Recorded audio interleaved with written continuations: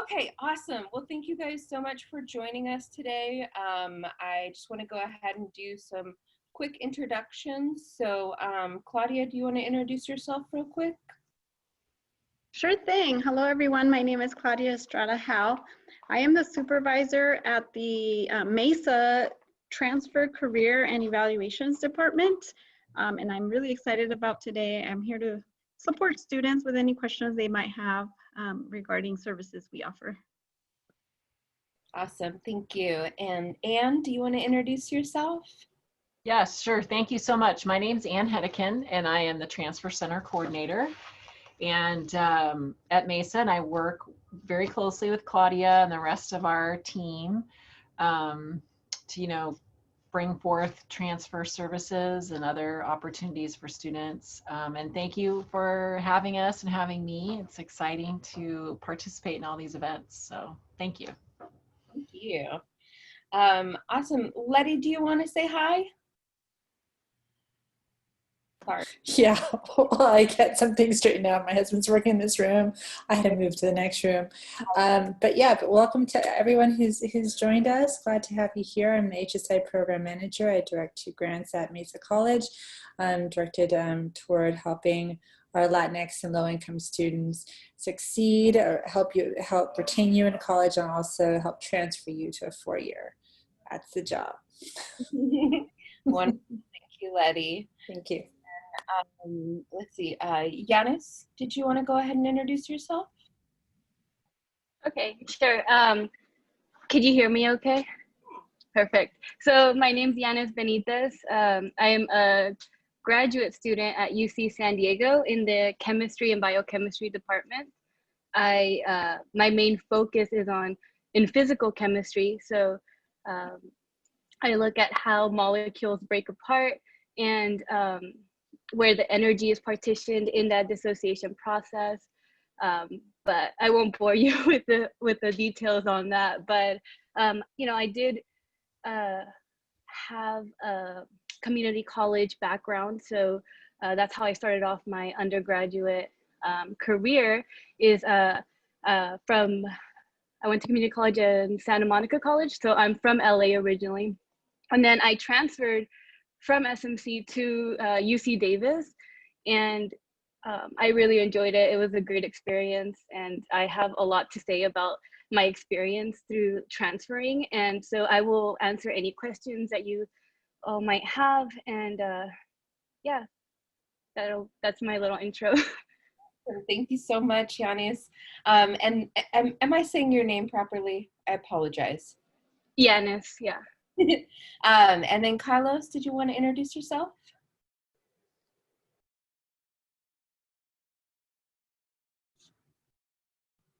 You're muted, Carlos. Zoom problems, right? Yeah, so thank you for inviting me here. I'm really excited to be here. So my name is Carlos Anthony Vasquez. I'm a current 3rd-year PhD student in the Department of Chemistry and Biochemistry at UCSD, where I'm currently using genome editing techniques to better understand how human diseases develop. And so genome editing is the process of modifying DNA of living organisms in a precise and controllable manner. So what I'm doing is introducing mutations into human cells and seeing how these mutations might develop into diseases like cancer. So a little bit about myself. I'm the eldest of 5 children. Both of my parents are immigrants. My mother immigrated from Tehuantepec, El Salvador, which is a country in Central America, when she was 14 years old. My father immigrated from León, Guanajuato when he was 7 years old. And we grew up in South Central Los Angeles, which is an area that has it's been reported to have many it's reported to be Death Alley by the Los Angeles Times newspaper. And so growing up here, you learn how to develop certain traits that have been used for me personally to better prepare myself to excel at the university level, and which I'm hopefully excited to talk about later on. But yeah, so my first experience in the university was after high school. I got into a private school in Chicago, Illinois, called DePaul University. And that's the first time that I really dealt with like microaggressions and imposter syndrome. And, you know, so the worst thing is I didn't really have anybody to guide me through that process. And so it was easy for me to drop out after 2 quarters, but I didn't give up. I then enrolled into Santa Monica Community College, which is an amazing school. And I was able to gain acceptances to several universities to study chemistry. And so now I'm almost a PhD candidate at UC San Diego studying genome editing. So thank you for having me. Thank you so much. And then Sarah is, oh, by the way, I'm Danica. I'm a professor of chemistry at Mesa College. I have been around for about 5 or 6 years. I was actually a transfer student Mesa to UCSD, and then did my undergraduate at University of Oregon, or my graduate at University of Oregon, and then I came back to teach because I love teaching here so much, and I believe in the community college system. And then Sarah is our other host, is going to be our moderator today. Sarah, do you want to introduce yourself? Yeah, I'm Sarah Dunn, and I'm an adjunct faculty at Mesa, as I should say my 2nd year. And I also went to UCSD for graduate school, so I'm an alum, and I'm really excited that Yanis and Carlos were able to join us today. Kind of brings back really good memories. So we can go ahead and, or sorry, Danica. No, go ahead. So we can go ahead and get started. So if you guys have questions, you can type them in the chat window, and I'll kind of ask Yanis and Carlos to respond. But just basically to kind of get us started, I'd like to ask both of them, since this is chemistry graduate student focused, how did you decide that you wanted to go into research?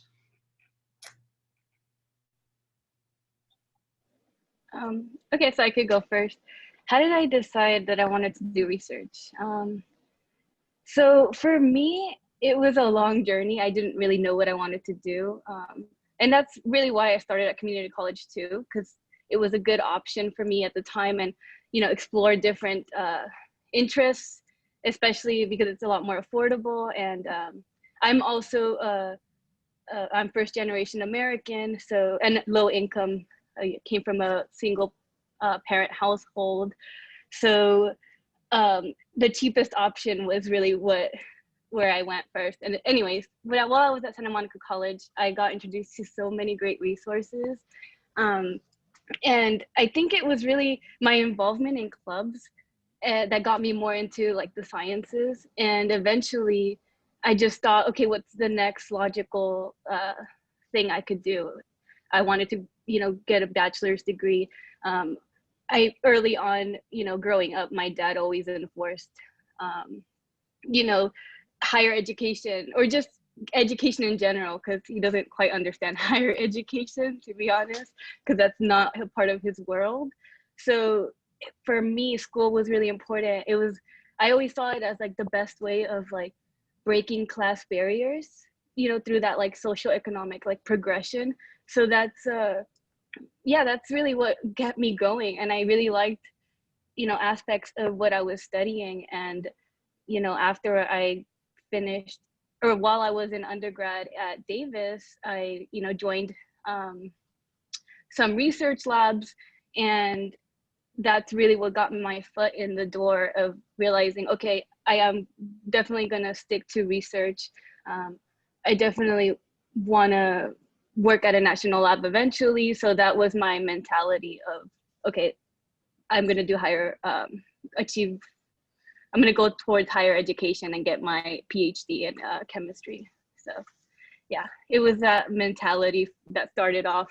It wasn't clear initially. And when I took my community college class in chemistry, I remember I took it in high school, but I had vague memories of it. So I just remember sitting in community college, my first chemistry class, thinking, what is this?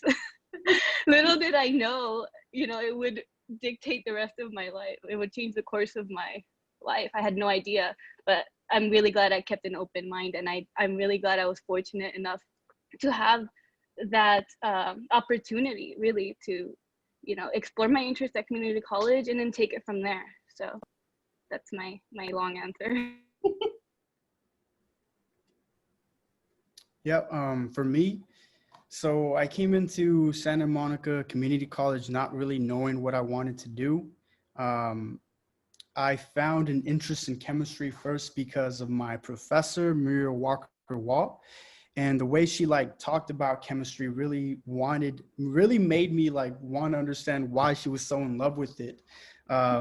So that's how my interest started. And then it turns out that I was kind of good at it. I love the puzzle piece aspect to it. So from there, I knew that I wanted to choose chemistry as a major, and I wanted to, you know, pursue my interest in chemistry and transfer to university to study chemistry, but I didn't really know what to do with it. You know, I didn't really know what a PhD program was, especially early on in my community college career. So when I was looking at schools to transfer to, UC Irvine stood out for me because they had what's called the minority science programs, which is a program that kind of helps minoritized populations gain access to a PhD program. And so for me, especially coming from DePaul University, which I didn't really feel supported, I wanted to go into a setting that I really felt supported in. And the fact that they would be able to train me in what chemistry research was something extremely valuable to me. So I chose to go to that school. And then over the summer, I got trained into like how to do basic chemistry research, like how to pipette, basic research, but at the same time, like I was still learning about research. So the reason that I later decided to want to do a PhD was because as more research I did, the more fun it became to me. Like research, for example, allows us to kind of, study something new every single day. It's not always the same. So, and I like to challenge myself as well. So that's what this research field allowed me to do, to pursue a PhD in chemistry. And just through that process is where I found like, this is actually what I wanted to do, where I wanted to do scientific research, specifically in chemistry. That's great. Thank you guys. So the next kind of question segues a little into this. You guys have already kind of told us your journey, right? And as well as all journeys, they have many, many, many steps. So I remember kind of thinking back in my graduate career as well, it's you kind of have to maintain focus. How did you guys find, or what resources do you remember using along your way that kind of helped you kind of either stay on the path or just resources that you found were really helpful from transferring, all the way kind of through graduate school?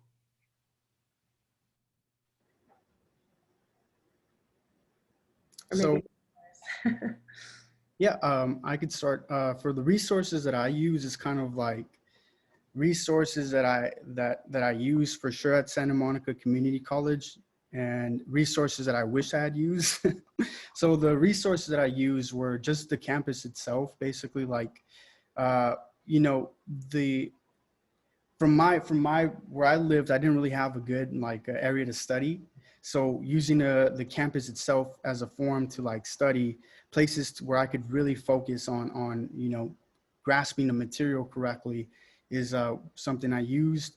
And then my professors, going into office hours, talking to them about course material, because something that I really that I learned early on, especially after DePaul University, where I had to drop out, was that the university itself has like its own language. And coming from where I come from, you learn how to use a metro, you learn what a graveyard shift is, but you don't really know how to speak that university language. And the people that would help me the most were my professors. So when I would go into office hours, I would ask them about, okay, how does one transfer, can you tell me a little bit about financial aid? Because that's something that I don't know how to navigate. What are internships like? How do I gain, what's the best possible thing that I could do to, put myself in a position to transfer. You know, all these things, really the people at community college were that let me like into this new world were my college professors. So I really enjoyed going to office hours. Something that I wish I had used as a resource was like mental health services. Stress management and self-care is not it's such a taboo, but using the mental health services is something that I wish I had done. We all struggle at times, and if we don't take care of or control of our well-being, it can negatively impact our academic performance. And so the responsible and the healthy thing to do is to get help as you need it. And that's something that I wish I had done from the community college level, which is what Santa Monica offers. Like, they do offer mental health services, and it's not a bad thing. I definitely second what Carlos said about seeking mental health services. That's also something I wish I would have done as well when I was at community college.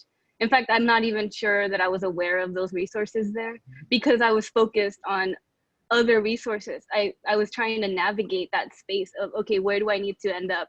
Who do I need to talk to? And my mindset was focused on transferring, that I didn't really focus on my own like mental and physical well-being. But you know, the resources that I did use in terms of like trying to transfer, I don't know if it's still a thing, but it was assist.org.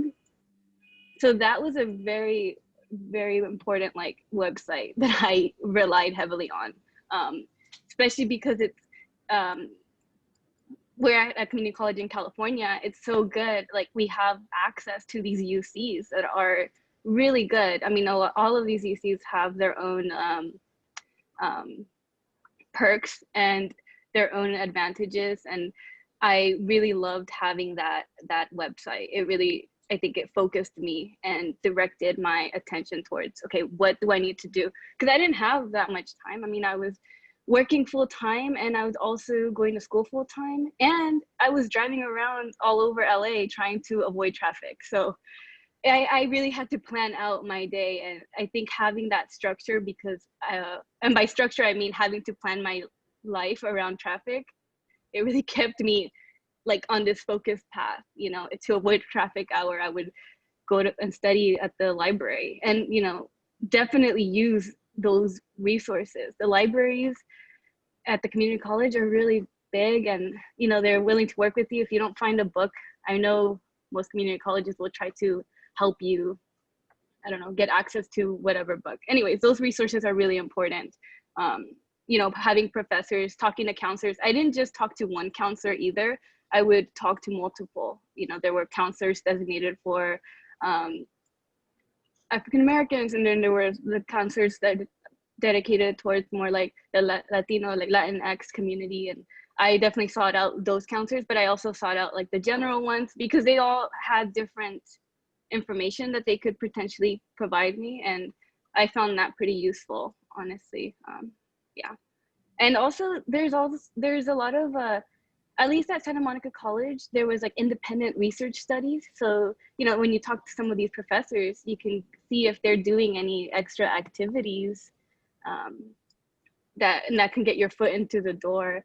There was also this program called Research Experience for Undergraduates, and I know that they do give opportunities to community college students. So if that's something that you're interested in, it's like a summer program. Like, those are all important things that, you know, I happened to discover through talking to the professors and joining clubs of the specific field that I was interested in. So I would say, if you're interested in any one field, put yourself out there, and it's going to be uncomfortable a lot of the times, but I mean, if you need to put yourself in new spaces, you know, you could learn and discover things that you would have otherwise not. So that's my. That's great. So we've got some questions coming in, and I know, Yanis, you just alluded to this. So how did you guys kind of balance your time? So how did you learn new time management skills? Are they different from kind of when you were in college versus, you know, graduate school?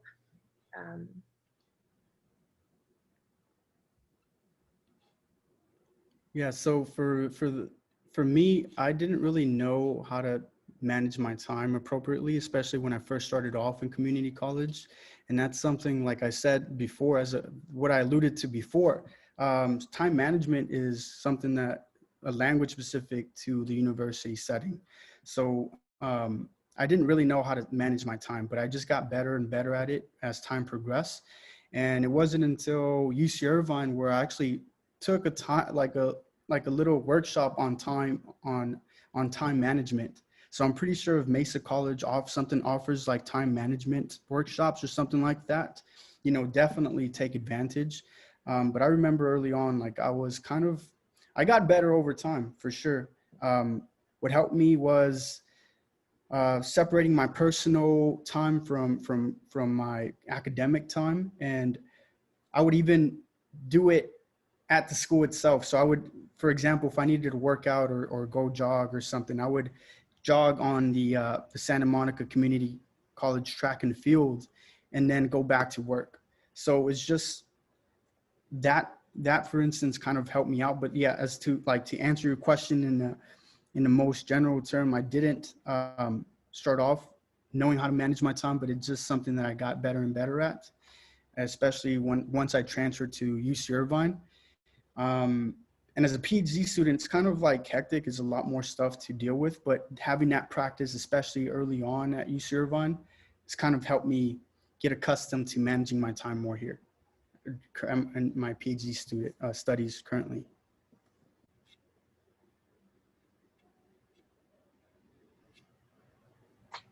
Can you repeat the question Yeah. again? Or No, you're fine. So it's about time management skills. So we had a question about how did you kind of balance your time between everything in life versus, planner, keep a planner. So I still use one till this day. I'm a big fan of physical planners. I prefer them over my phone apps, but having a planner definitely helped. And just reaching out and talking to counselors to, if there was something that I needed to fit into my schedule, or like trying to rearrange my upcoming schedules, going to counselors and talking about like the best plan for me and how I can meet my goals and my deadlines. Like that was, another thing that I did. But yeah. That's great. That's great. So there's a question here about how graduate courses are different than undergraduate courses. So are there different expectations? Are there different ways that you have assignments? Not sure if Carlos, you want to go first? I guess that's how we're going. Yeah, sure. For graduate courses, it's definitely program dependent. So I would say every PhD program has its own like courses that are required for you to take. For UCSD, we have like a set list depending on what our chemistry track is. So for example, I'm on the chemical biology track. So in order for me to get my PhD, I have to take 6 classes minimum in that chemical biology field. But it doesn't have to be so strict or stringent. Like for us, we have the freedom to pursue any courses that we want to take throughout our PhD career. So say, for example, I want to learn about cancer. I have the freedom to take a cancer course. And I think in general, it's like more freely, like once you get into a graduate career or PhD career or master's, I think you're basically learning something new every single day. And if you could take a class, you have the freedom to take that class if you think it's going to help you. But generally, yeah, the program itself does generally have like courses that you have to take based on your track or your PhD program. Yeah, so it's definitely dependent on your track, and even it varies by department too. Mm-hmm. Where at UCSD their department does something a certain way, and then another department from another university will do their thing another way. Some schools require 2 years worth of classes, so you're taking classes every quarter or semester, whereas some don't require that at all. So at we're talking so much about Santa Monica that I confused it. But anyways, at UCSD, you have to take, I don't know, 5 or 6 classes at least, something like that. And that's a requirement. And they also give you a master's along the way. So you don't need to get a master's degree before you get a PhD. And I think that's something I didn't know, you know, and because I had no experience with any of this. I thought, oh, you have to get a master's and then you have to go for the PhD. You can go straight into a PhD program from undergraduate, from your undergrad. So that was really useful. UC San Diego, on your second year, when you have like some exam, it's like an oral presentation that you give. If you pass, they give you your master's. So that's just an added plus, because you know, afterwards, if you decide, you know what, this isn't for me, you just leave with your master's degree, and that's pretty convenient for a lot of people. In any case, I think that I lost my train of thought. One is that you brought up, I think a lot of students don't realize that, especially in sciences, it's very rare for people to go for a master's. They usually go straight into a PhD program. And actually, there's a lot of advantages to that too, right? I think for a master's program, you still might end up having to pay or not getting the same stipend. But for a PhD, you guys are getting paid to work. I mean, it's not a lot, but but it's, you know, it's very different from the experience of an undergraduate having to fund, you know, everything yourself. So yeah. I remember what I was gonna say. I was gonna allude back to the classes just really quick. For classes, because it's chemistry, you know, lab work is really important, unless you're doing theoretical stuff, so you're sitting in front of the computer. But I mean, you still have to take classes for that too. So the focus is more on, you know, your lab work.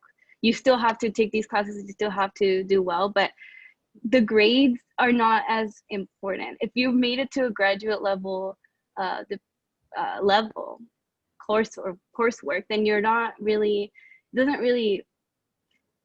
you shouldn't look at a class of, okay, what do I need to pass? It's just a focus, you know, study. At that point, you're really trying to understand, because you're doing research in these fields, and it might not be directly related to exactly what your track is, because it gets to a point where it gets so specific that even within the same track, there's so much variation that I don't know what the other person in the other lab is working on, you know?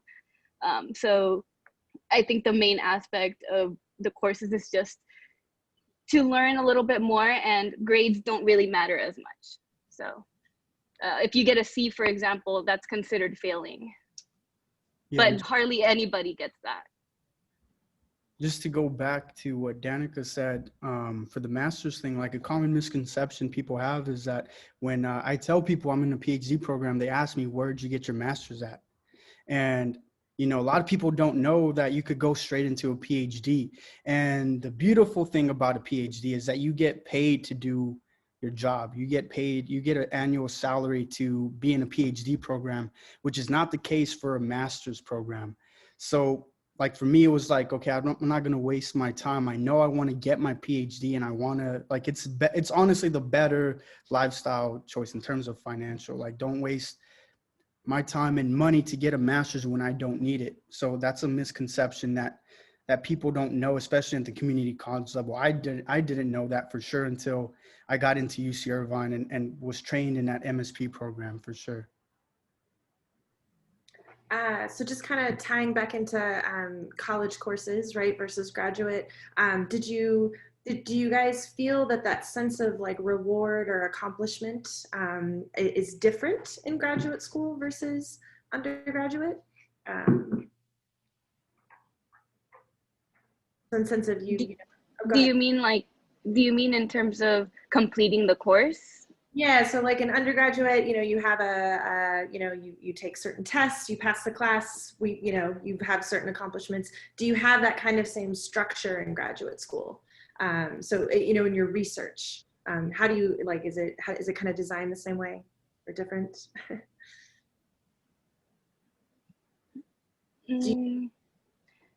Yeah. I think question is that you're trying to ask, Sarah, is basically how do you keep yourself motivated, right? So I think as an undergraduate, we kind of train ourselves to get good grades, and that's our like carrot on the stick, right? So what's different about being a grad student in terms of how you have to motivate yourself and how you have to kind of move along that path? Okay, yeah, thank you for clarifying. Yeah, so it's hard. It's, you know, it's easy to have these checkpoints in your undergraduate career where you're like, okay, I need to pass this class and then I could take this other class. And there's all these checkpoints and then, you know, you're done, you get your degree. But with grad school, I mean, after you complete your classes, which kind of give you some structure, there's other things that you have to manage. You have to manage, okay, stuff that I need to get done in my lab.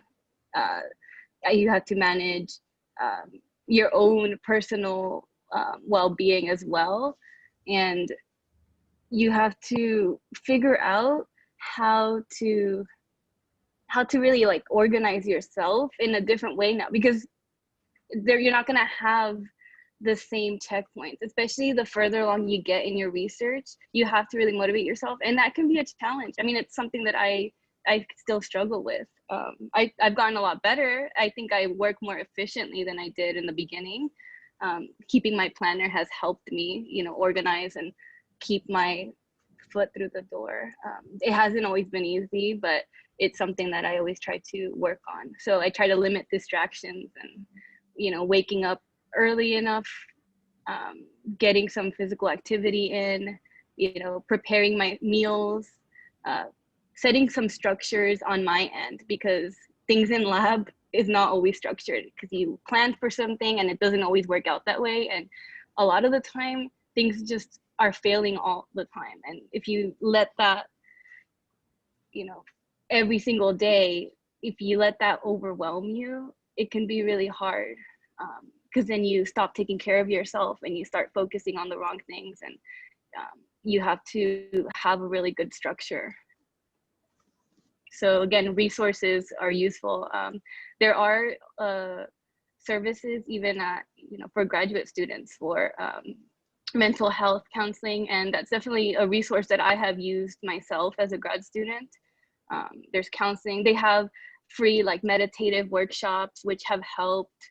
So there's a lot of resources at the university level to help with that, to keep you motivated. Yeah, for me, it definitely felt that the graduate courses that I had to take were less of a requirement and more of a supplement for my program. So they're definitely less structured, and they're aimed to kind of supplement whatever you're studying. So for example, I'm focusing on chemical biology. The classes that I took are going to supplement my research. So a lot of the times it's mostly focusing on reading papers, it's discussing papers, presenting on papers, instead of taking a midterm or a final. Some classes, some of my graduate courses did have finals and midterms, but it was more about getting to know the field of chemical biology in a specific subject, rather than a requirement that you need in order to become like a chemistry major graduate, if that makes sense. So it's definitely more free. Great. So another question's come in. What advice would you give to students who see the transfer road as very long because of all the courses that are needed to transfer?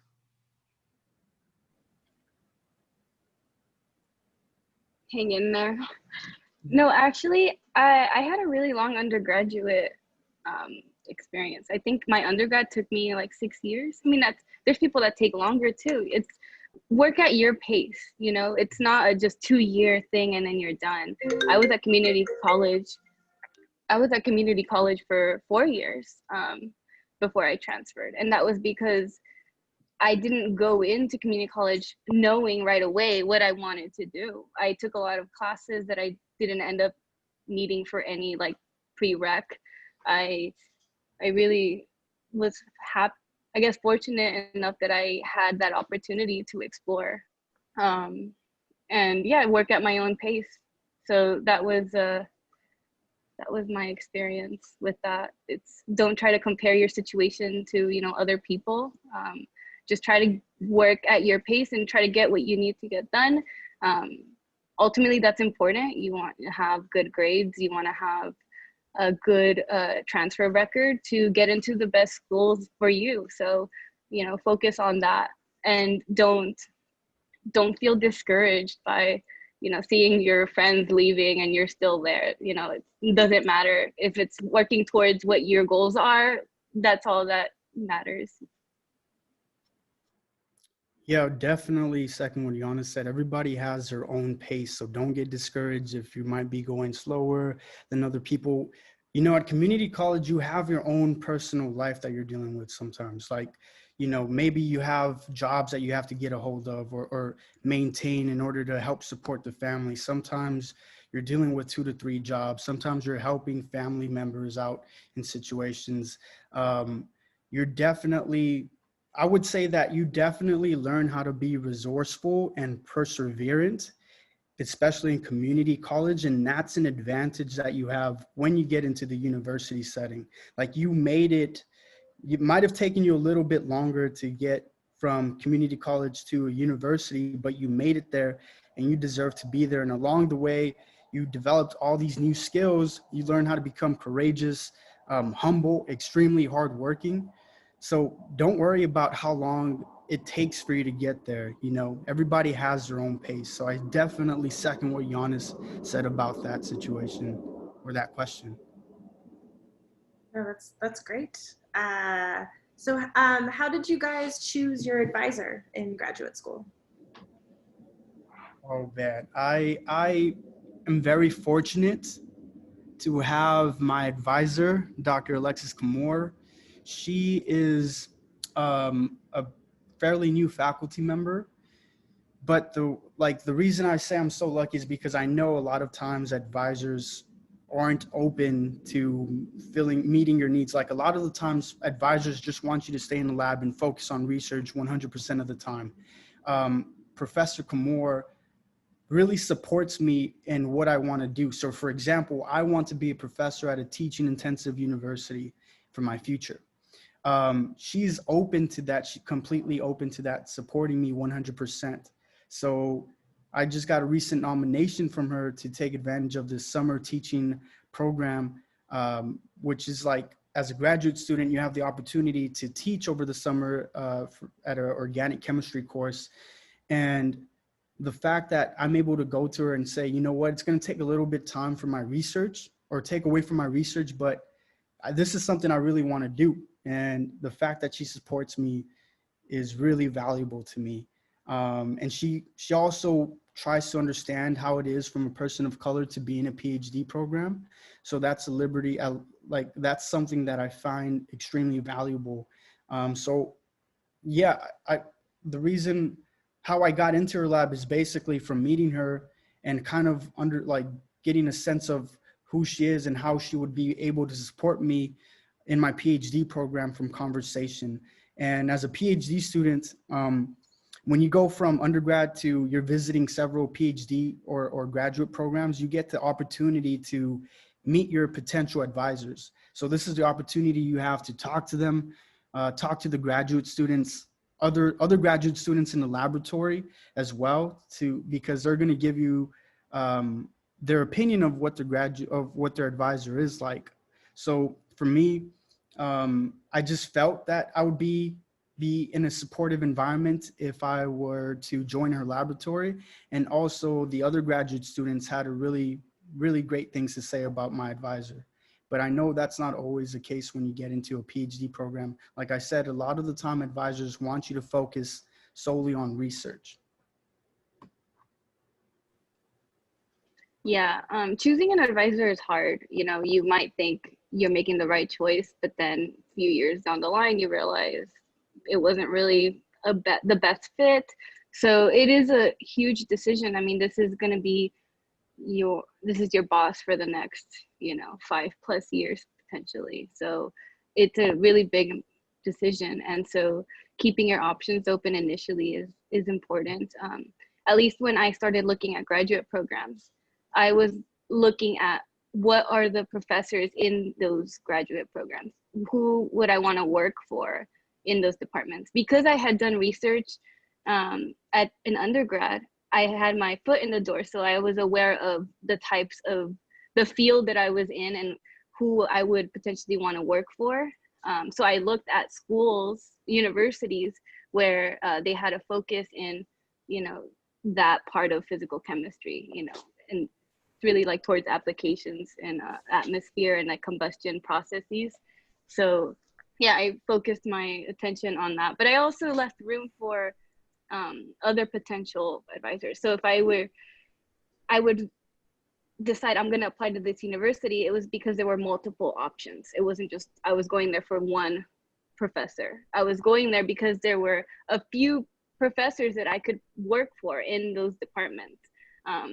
And I think that is important, especially once you get there, because you might come in thinking, I really want to work for this person. But then after you, at least at UCSD, you get to rotate in the lab for a few weeks. So it gives you an idea of what it is like working in that particular lab.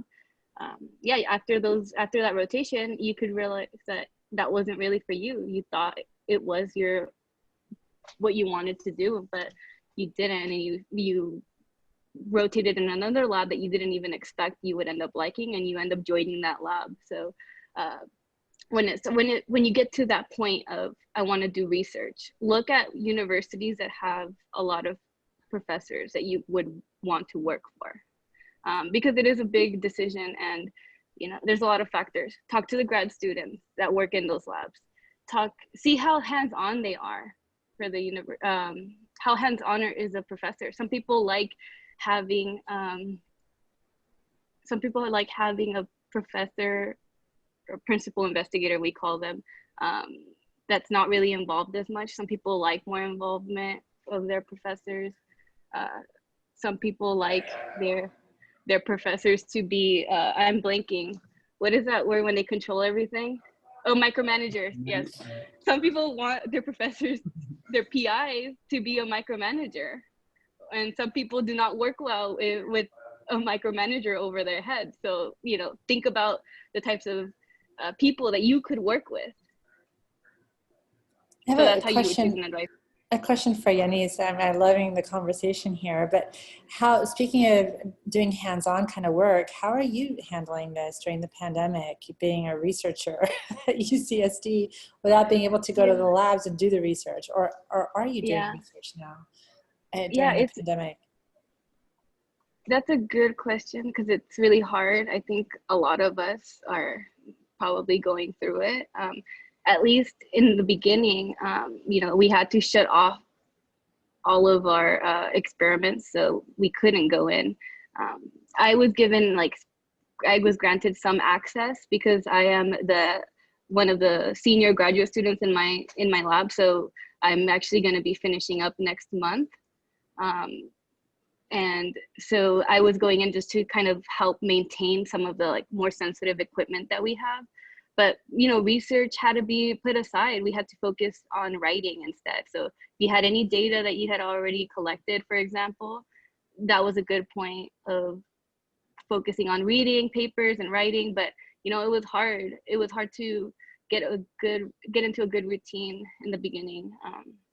And that was really, it took a pandemic to separate me from my experiments. So in a way, it was unfortunate, but it was good for me because, you know, I'm leaving next month. So it worked out for me. There's always work to be done. So even if you're not in the lab, you can always find something to do remotely. If you're analyzing your data, maybe you're working on your code. You know, you learn a lot of things that you didn't think that you would. You have to, you know, you have to learn different things like coding and writing. Let's say you didn't know how to write very well before. Well, here's your opportunity. You have to publish manuscripts. So you learn how to do all these extra things. And yeah, there's always going to be something to do. So even if you don't have time in the lab, you can always do something remotely. At least for the most part in chemistry.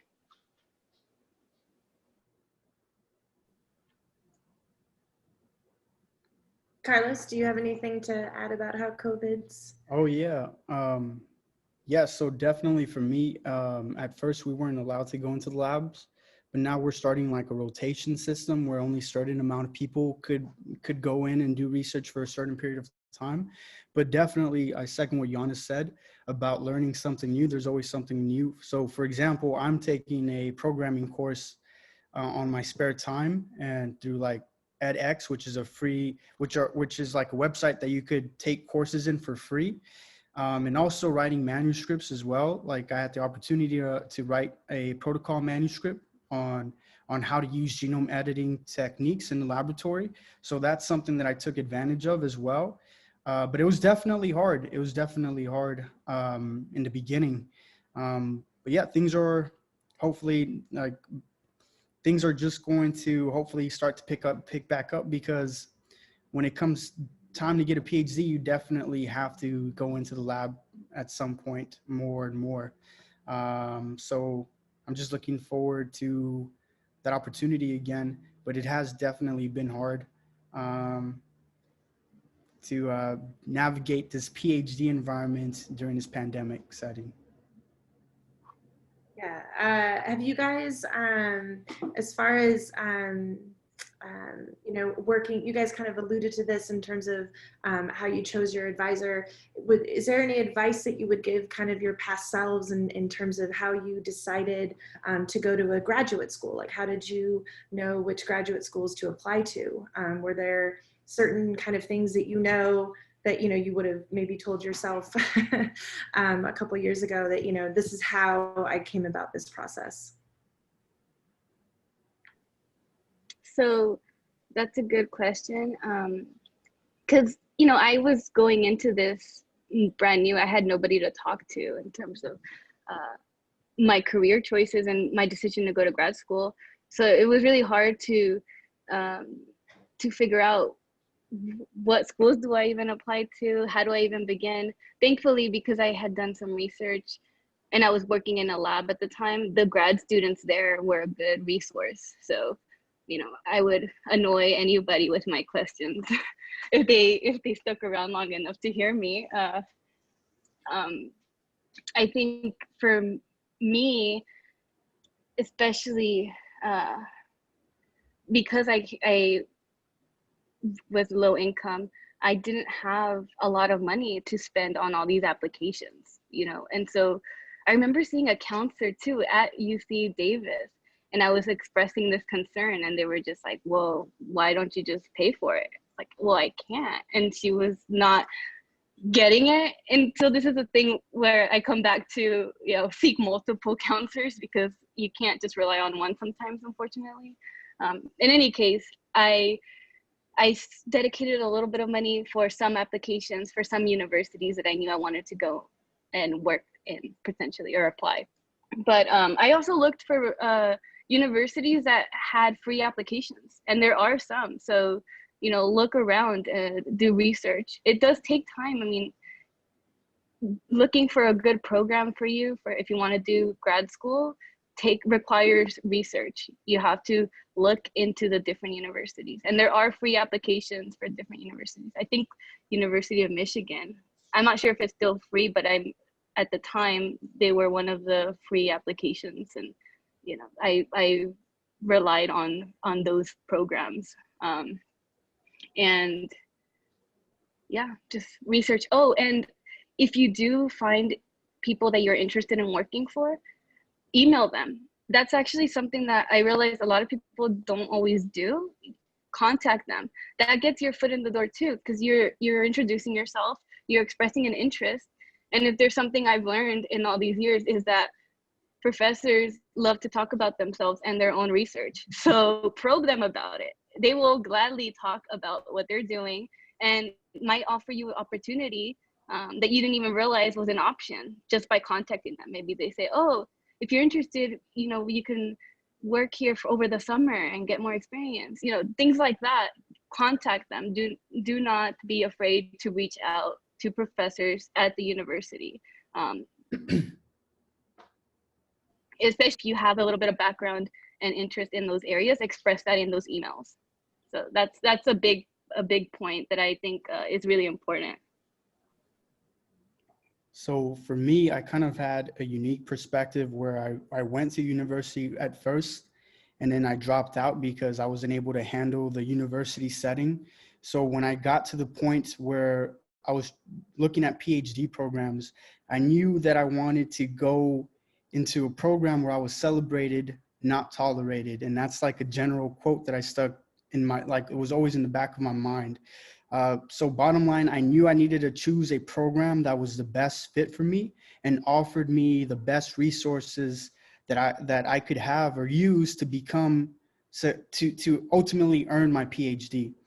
So for UCSD, they offered me a fellowship, which is a fellowship is like a stipend over like some period of time. Like you're guaranteed an annual stipend no matter what when you get into a PhD program, but a fellowship, what a fellowship is like a support system. Like you get this money through this fellowship and you don't have to worry about TAing in order to accommodate your stipend. So for me, having the opportunity to accept this fellowship right from the beginning, I felt supported. And then on top of that, I found out about a summer bridge program that UCSD offered. So Competitive Edge at UCSD, we're able to come in 6 weeks before our PhD started and basically learn all the resources that were available to us as PhD students when we got into UCSD. And so for those two things, these are the reasons. And on top of that, my advisor as well, Professor Kamor, like once I met her, I knew like, okay, she's fully on board with helping me attain a PhD, which is something already hard enough to do as a person of color. So I went to a PhD program where I was supported the most, and I didn't really look at the name or anything. I just wanted to feel comfortable going into a program, and that's what I did ultimately. That's great. I love the celebrated, not tolerated. I might have to steal that from you. So we're almost basically at the end of the hour, and usually I always kind of ask, is just general advice. So kind of, not just looking back at your transfer, are there any sort of points, along your journey that you were like, this was a defining moment that I definitely, you should do this, or just any advice kind of given where you are. You're both very successful in your programs, and just to kind of pass on to the future generations of PhD students. I would say general advice, just keep putting yourself in uncomfortable situations. I mean, what I mean by that though is if you're afraid of public speaking, for example, or afraid of speaking out and asking a question, or contacting somebody that you would want as an advisor, just go for it. You don't lose anything by reaching and failing, but you can lose a lot by just not even trying. So if it's something that you're interested in, but you're just shy or uncomfortable at, putting yourself out there, just go for it. It's going to be uncomfortable for you in the moment, but after a while, it gets a little easier and easier. And that's really the best way of discovering new resources. And, especially at community college, I love community college. I would not change my undergraduate experience for anything. I'm so glad that I did not go straight into a university. Having that opportunity to explore and take all these classes at community college. I think I even studied abroad through community college. I met so many different types of people. Your classrooms are different, they're smaller, so you have more interaction with your professors. You really learn a lot more than if you go and you take the same classes at a much larger institution where the classroom sizes are hundreds of students. That doesn't really work well for most people. Most people do not learn well in that environment. And at community college, really, not only is it affordable and it's convenient because it's nearby, it's also the classroom sizes are smaller. Your professors are much higher quality, in my opinion, than like lecturers at a larger university. So like take advantage of that, and you know, work at your pace and use all the resources available to you, because everybody at community college just want you to grow and succeed. They want you to transfer or achieve whatever goal that you're wanting to do, and there's a lot of resources there. So do a lot of research, investigate, and yeah, I think the fact that you're even here right now shows your determination and motivation. And you know, when you do transfer, you realize that you are at a much higher level than your peers in terms of understanding the fundamentals, and you might think maybe you're not at an advantage because you weren't there from the beginning, but you're probably going to be one of the stronger students in those classes. And I think having the community college as that background is what helps and prepares you for that. And like Carlos has said earlier, I mean, you belong to be there, and you will realize it soon enough that you definitely belong to be there. The grades reflect that. I don't think curving is a big thing at community college.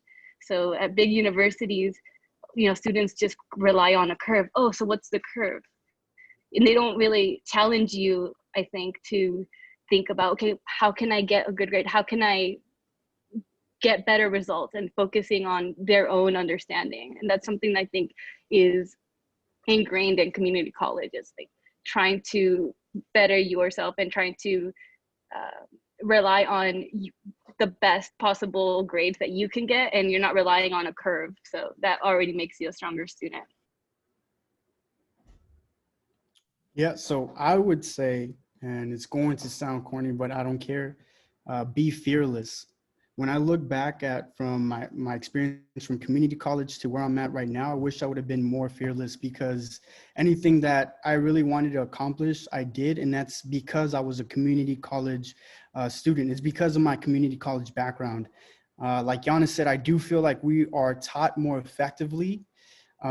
We have the blessing of being taught sometimes one-on-one by our professors at the community college level, whereas at a university, sometimes it's on a bigger classroom with 200 people, and it might be harder for you to get that, you know, custom education. And it's harder to talk to professors because they are a little bit like they're focused on research, for example. We're hungrier, and we have like a better idea of what we want to accomplish in life. I would also say that my biggest piece of advice I would also say is you don't have to go at it alone. It's okay to seek out help or resources. You don't have to do this by yourself. There's several resources out there, people that want the best for you to succeed. And, you know, it's a common misconception that, you know, sometimes the less help I need, the smarter I am. It's not true. It's not true. So please, you don't have to do this by yourself. You know, seek out help and resources when you need them and to help you. That was great. Wow, you guys are fantastic. Danica, should we end? I guess it's kind of close to 5.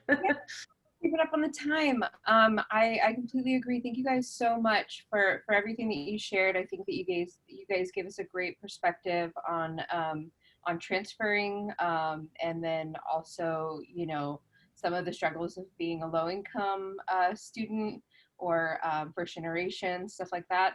I think that Carlos, initially you brought up the idea of that imposter syndrome, of kind of like not feeling like you belong in a place, especially if you don't really feel like you're reflected in that place. So I think that seeking out those places is really great advice, right? I think that finding those spaces that make you feel comfortable or make you feel welcome, celebrated, not tolerated, I love that, is really great advice. And I think it was a really great presentation. Thank you so much, guys. Anyone else want to anything? We'll wrap it up. Wonderful. All right. Thank you guys so much, everyone, for participating. We appreciate you, and have a wonderful night. Thank you. Thank you for this opportunity. Take care, everyone. Thank you both. Thank you.